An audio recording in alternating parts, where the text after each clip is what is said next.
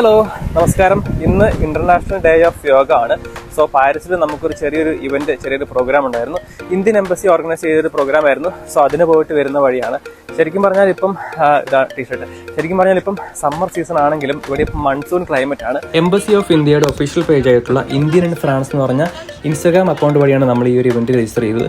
So നിങ്ങൾ ഫ്രാൻസിലുള്ളവരാണെങ്കിൽ എന്തായാലും ആ ഒരു അക്കൗണ്ട് ഫോളോ ചെയ്യണം. അതിലെന്തായാലും കുറേയധികം പുതിയ അപ്ഡേറ്റ്സ് വരുന്നുണ്ട്. ഇതുപോലെയുള്ള പുതിയ ഇവന്റ്സിനെ പറ്റിയൊക്കെയുള്ള ഡീറ്റെയിൽസ് എല്ലാം വരുന്നുണ്ട്. അവർ 7:30 യോഗ സെഷൻ സ്റ്റാർട്ട് ചെയ്തത്. ഏകദേശം 1 മണിക്കൂറായിരുന്നു പറഞ്ഞിരുന്നതെങ്കിലും മഴ കാരണം നമുക്ക് അത്രയും നേരം കംപ്ലീറ്റ് ആക്കാൻ പറ്റിയിരുന്നില്ല.